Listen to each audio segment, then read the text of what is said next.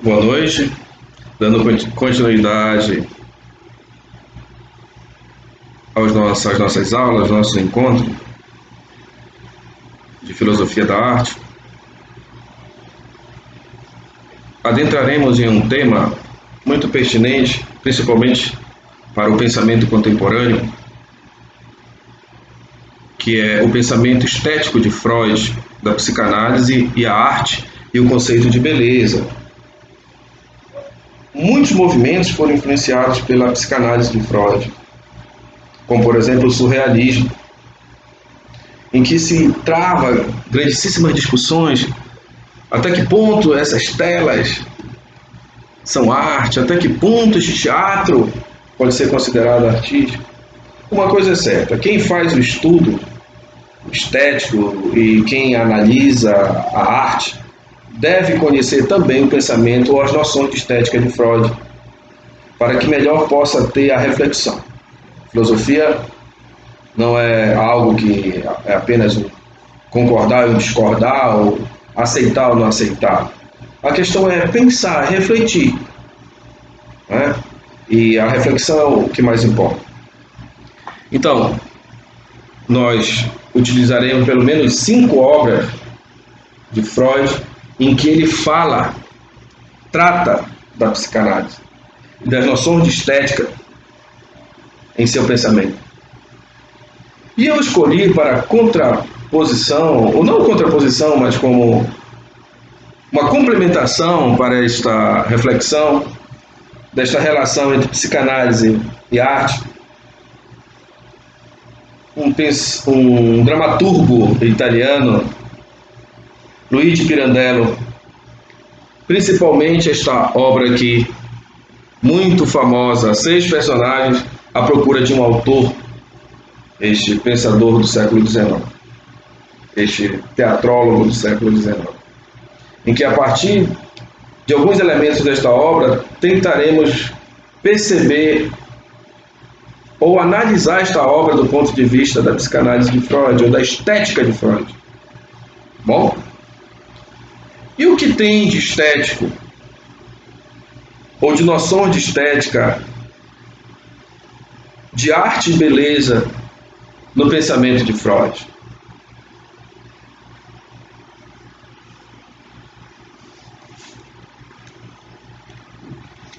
A questão que se coloca é a seguinte: enfim, esboça-se uma distinção entre o gozo que proporcionam as obras de arte, às vezes não necessariamente belas, e o prazer suscitado pela beleza, mesmo quando situada fora do campo da arte. Portanto, a beleza, no pensamento de Freud, está para além das questões artísticas.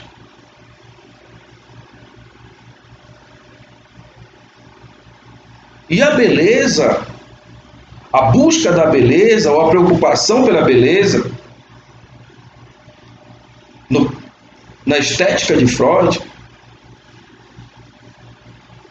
seria principalmente a experiência psicocorporal que esta beleza ou a arte provoca no homem ou na mulher. Freud, em sua obra O Moisés de Michelangelo, faz um pequeno relato muito interessante.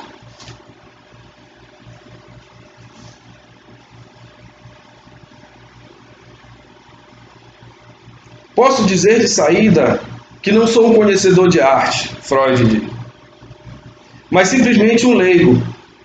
Tenho observado que o assunto obras de arte tem para mim uma atração mais forte que suas qualidades formais e técnicas, embora para o artista o valor delas esteja antes de tudo nesto.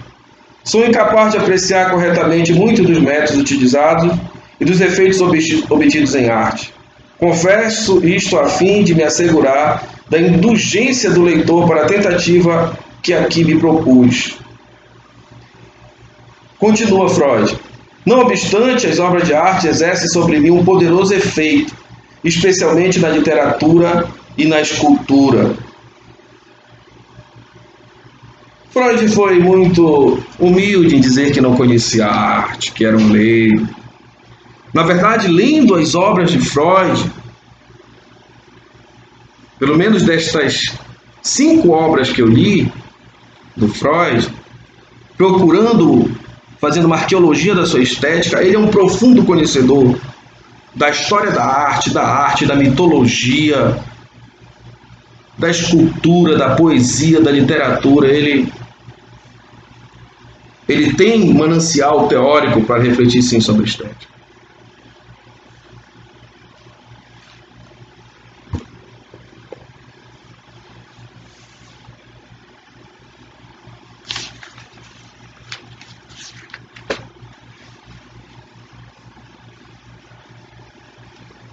Freud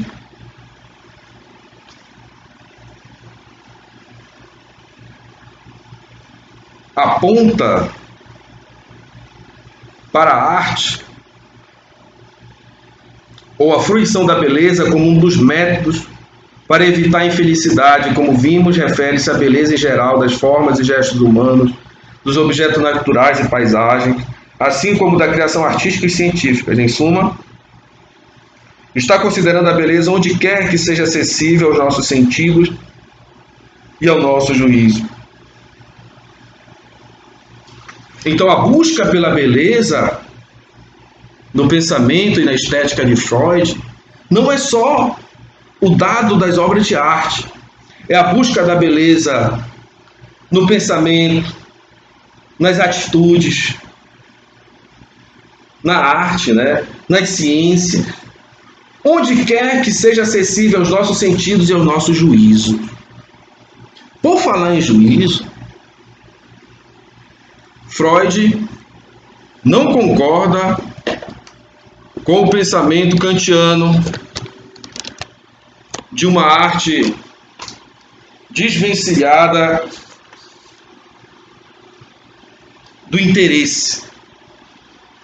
A busca pela beleza não é desinteressada, existe um interesse, sim, que é a busca da beleza, e essa beleza pode nos proporcionar, tanto pelo viés da arte, um gozo estético, artístico, ou o gozo da contemplação da beleza fora do âmbito artístico, a beleza de uma paisagem, a beleza de um corpo, a beleza da ciência, a beleza do conhecimento.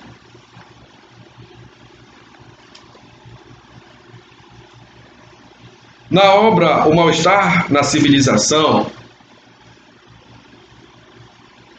Freud, bem no capítulo 2,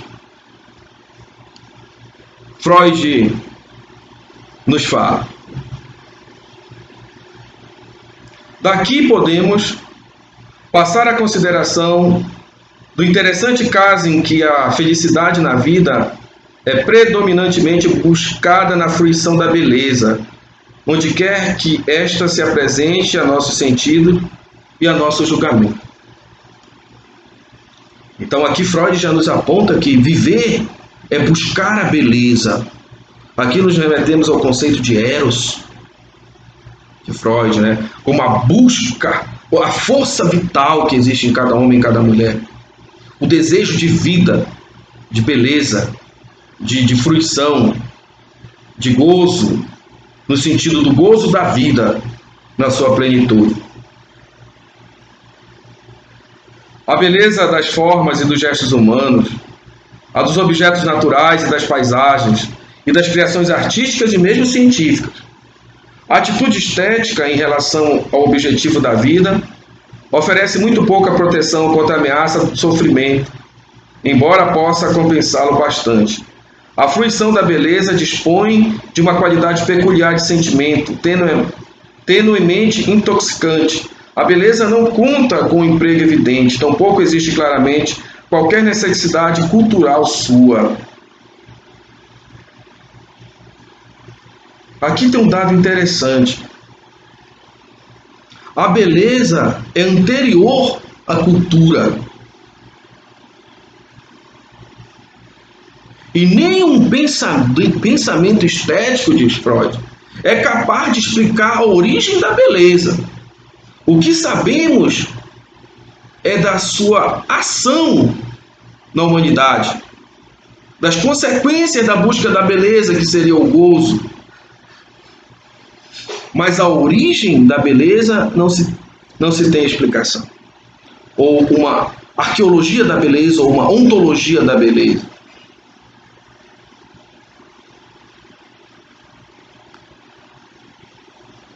Ele diz, Freud, a psicanálise, infelizmente, também pouco encontrou a dizer sobre a beleza.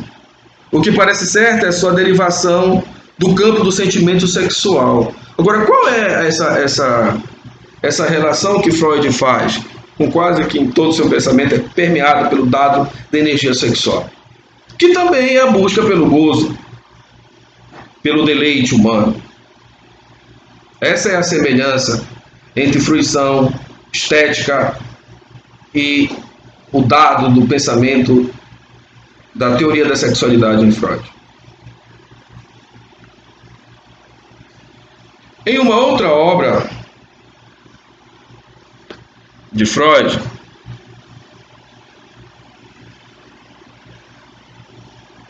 chamada O Estranho ou o Sinistro, que em alemão se tem Unheimlich,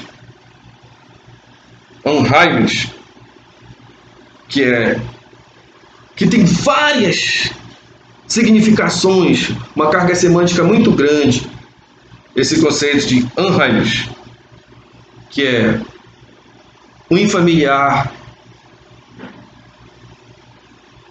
o que é misterioso, o que é nefasto, o que é sinistro, o que é estranho, o que não é doméstico.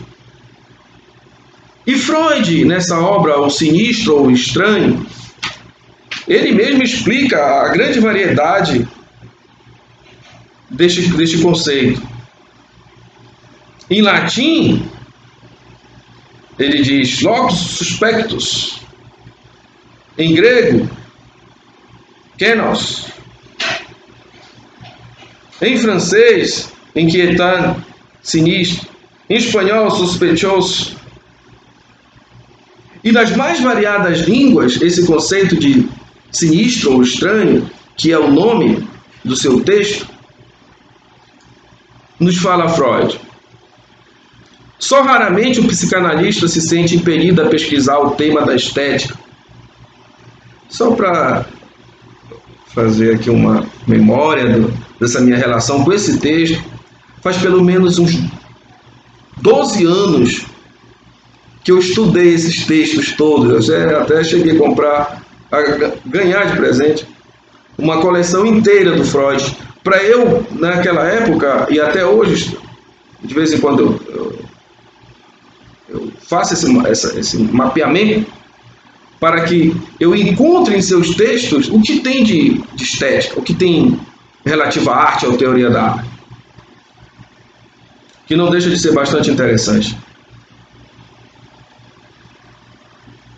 Diz Freud, só raramente um psicanalista se sente impelido a pesquisar o tema da estética, mesmo quando por estética se entende não simplesmente a teoria da beleza, mas a teoria das qualidades do sentir. E ele segue. O tema do estranho, ou do que não é doméstico, ou do selvagem, é um ramo desse tipo. Relaciona-se indubitavelmente com o que é assustador, com o que provoca medo, horror. Certamente também a palavra nem sempre é usada no sentido claramente definível, de modo que tende a coincidir com aquilo que desperta o medo em geral, amedrontador. Nada em absoluto encontra-se a respeito desse assunto em extensos tratados de estética. Então, qual é a reclamação aqui de Freud? É por que esse dado do pavoroso, do que é feio, do que provoca medo, foi afastado do pensamento estético? Isso é um questionamento que ele faz. Do que provoca repulsa, aflição.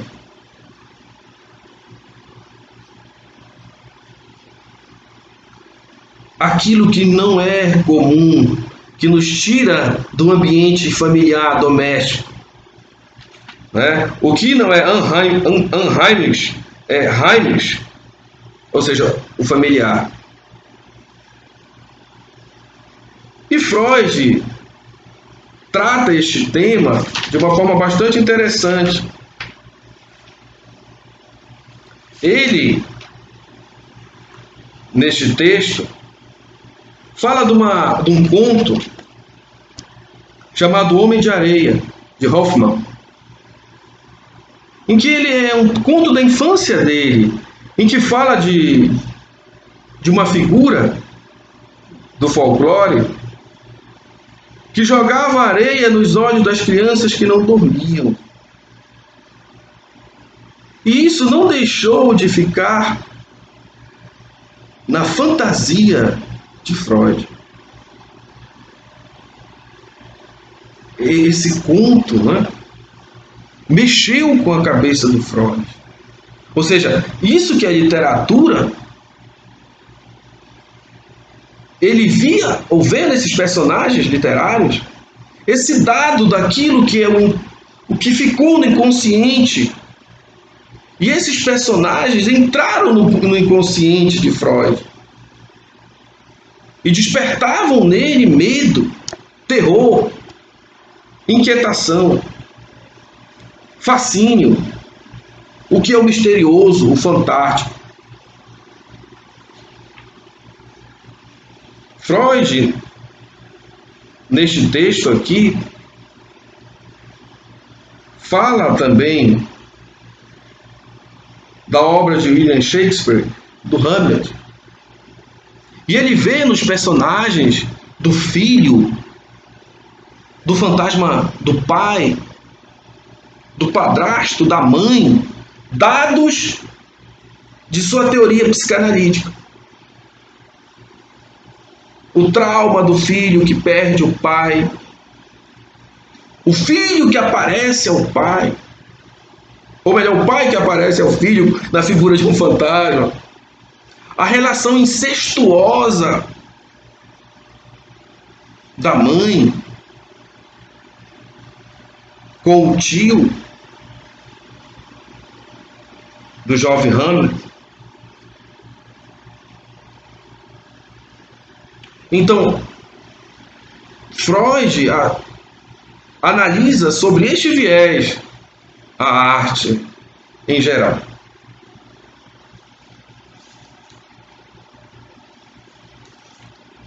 Agora, onde entra o Luigi Pirandello,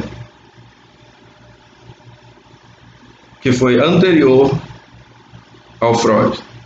Por que eu escolhi esta obra, 6 personagens à procura de um autor? Primeiro que o Luigi Pirandello é um grande dramaturgo. E suas obras são... E principalmente essa obra aqui, 6 personagens à procura de um autor, ela tem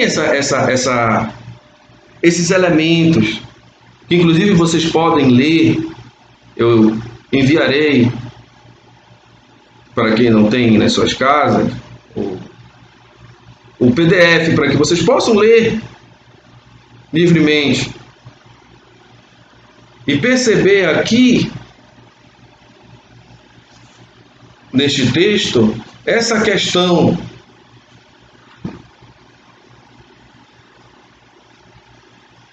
que permeia este teatro. Esta obra é um metateatro, é o teatro falando dele mesmo. Vocês imaginem que se estava ensaiando uma peça e de repente entram 6 pessoas, 6 personagens à procura de um autor. E já no palco, estavam ensaiando os verdadeiros atores, com o diretor da peça. E é aí que se dá todo o diálogo entre a plateia, eles que estão fora do palco, e o diretor e algum ator. E eles travam um tema bastante interessante. O que é o drama? O que é a vida real? O que é a ficção e o que é a vida? Qual é o mais verdadeiro?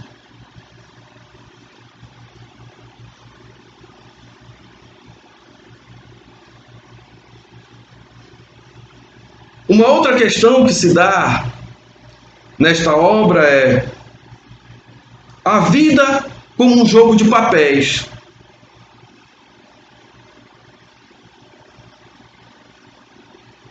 Os personagens que são recusados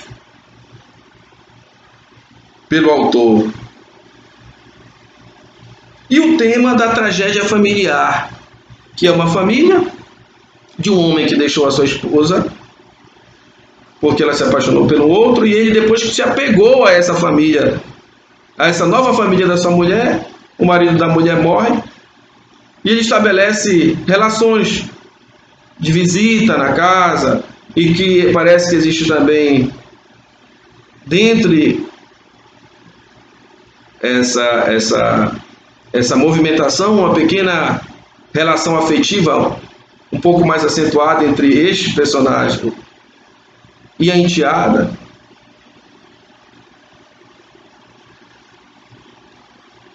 E existem falas bastante curiosas, principalmente nesse tema da vida como representação. O tema do recalque, que é aquilo que foi reprimido e que se manifesta, que pode se manifestar na vida, mas também no drama. E são bastante curiosas e interessantes alguns dados desta obra, como por exemplo, o diretor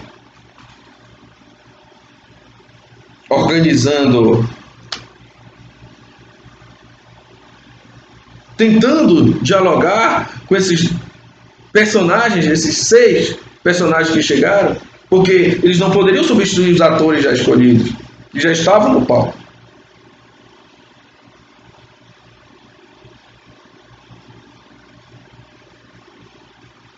E ele diz que, então, vamos fazer o seguinte, eu vou arranjar máscaras. As máscaras contribuirão para dar a impressão de figuras construídas pela arte, e imutavelmente fixadas, cada qual na expressão do sentimento fundamental respectivo, que é o remorso para o pai, dado do remorso, vai ficar com o pai. A vingança, a máscara de vingança, para a enteada, o desdém para o filho, a dor para a mãe com lágrimas fixas de cera na lividez das olheiras e ao longo das faces, como se vê nas igrejas. Então, o diretor, que não é o autor, diz, não, vocês não vão poder substituir os atores, mas vocês receberão máscaras.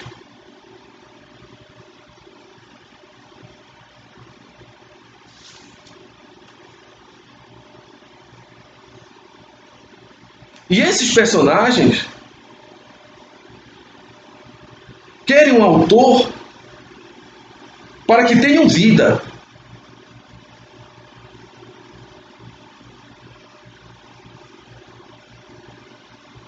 O escritor é um instrumento da criação. A criatura não morre nunca mais.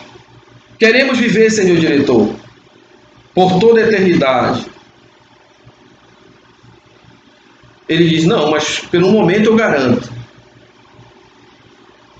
A busca desses personagens pela figura do pai. Isso é um tema muito presente do autor. Essa questão do pai, do paterno nas obras de Freud.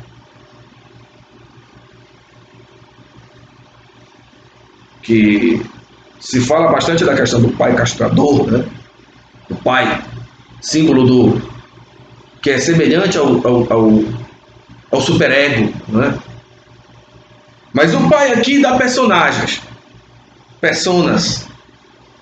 E isso me fez remeter também a uma obra bastante interessante, o grande teatro do mundo, Calderón de la Barca. A vida como representação. Tem uma fala aqui bastante interessante de um dos personagens que diz sobre o drama. Porque eles procuravam este autor e queriam encenar. Mas como se não tem papel, diz o diretor, né? Não tem nada escrito aí. O drama está em nós. O drama somos nós. E estamos impacientes para representá-lo, sentindo dentro de nós cada vez maior a urgência da paixão.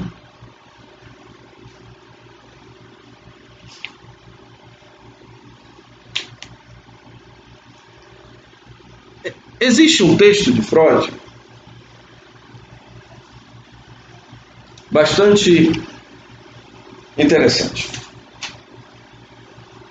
que se chama Personagens Psicopáticos no Palco. Que ele diz: se a finalidade do drama, como se supõe desde os tempos de Aristóteles, consiste em despertar terror e comiseração, né, que remete à poética, em produzir uma purgação dos afetos, pode-se descrever esse propósito de maneira bem mais detalhada, dizendo que se trata de abrir fontes de prazer ou gozo em nossa vida afetiva. O desabafo dos afetos do espectador, o gozo daí resultante, corresponde de um lado ao alívio proporcionado por uma descarga ampla e de outro, sem dúvida, a excitação sexual concomitante, que, como se pode supor, aparece como um subproduto todas as vezes que o afeto é despertado e confere ao homem o tão desejado sentimento de uma tensão crescente que eleva ao seu nível psíquico. Seu gozo tem por premissa a ilusão, ou seja, seu sofrimento é mitigado pela certeza que, em primeiro lugar, é um outro que estaria atuando e sofrendo no palco. E, em segundo, trata-se apenas de um jogo teatral que não ameaça sua segurança pessoal com nenhum perigo.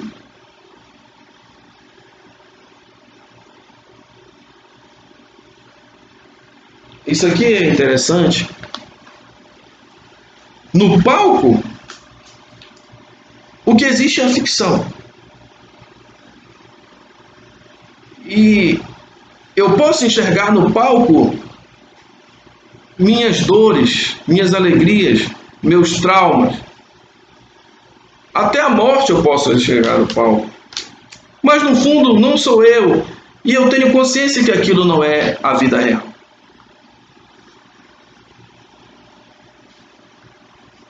E isso provoca, como já anteriormente ele cita, né, Aristóteles, é a catarse.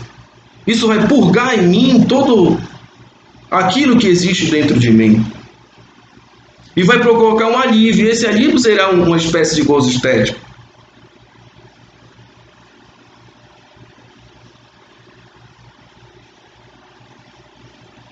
E ele ainda fala de um tema bastante interessante aqui.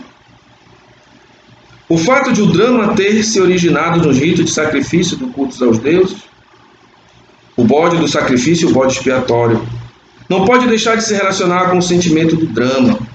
Ele, como que apazigua a revolta incipiente contra a ordem divina do universo que instaurou o sofrimento. Os heróis são, acima de tudo, rebeldes, que se voltaram contra Deus ou contra alguma divindade, e o sentimento de infortúnio que assalta o mais fraco diante da potência divina está fadado a gerar prazer.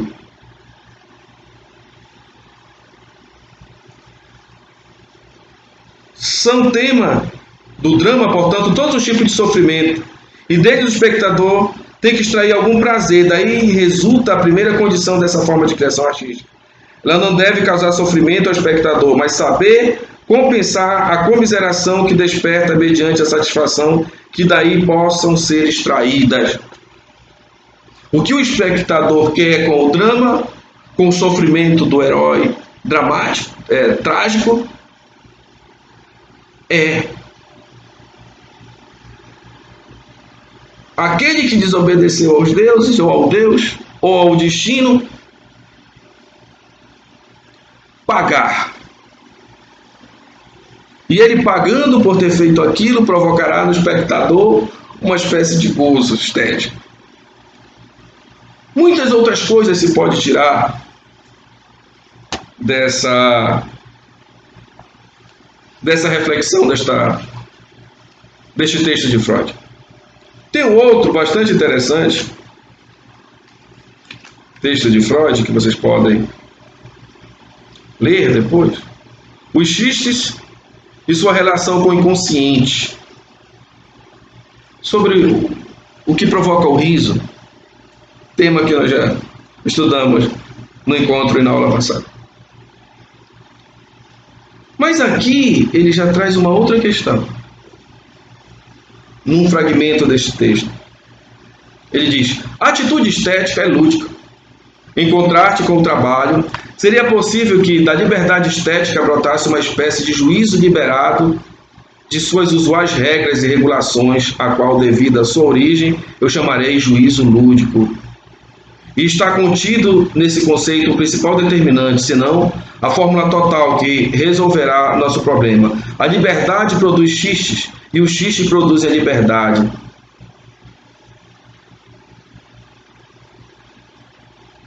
O humor, o cômico, aquilo que é engraçado, é um ato de liberdade. Rir é um ato de liberdade. E essa atitude estética, ela é lúdica, ela é um jogo. Ela é um jogo, uma brincadeira, para que suportemos as dores e os traumas da vida. Então, a estética ou essas noções de estética de Freud e essa relação com esta obra de Luigi Pirandello, 6 personagens à procura de autor, foi para tentar, assim, mostrar o pensamento estético de Freud, ou pequena parte dessa estética de Freud, e tentar enxergar em alguma obra este dado desses conceitos de inconsciente, de recalque, de vida, de eros, de xistes, de trauma, de consciente, de doméstico, de do que não é doméstico, de pulsão de vida.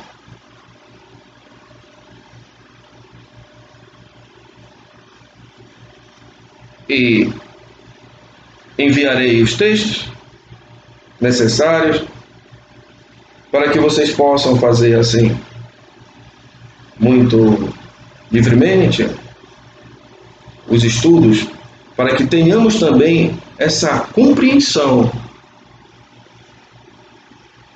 Os estudos filosóficos são, antes de tudo, uma abertura para a compreensão.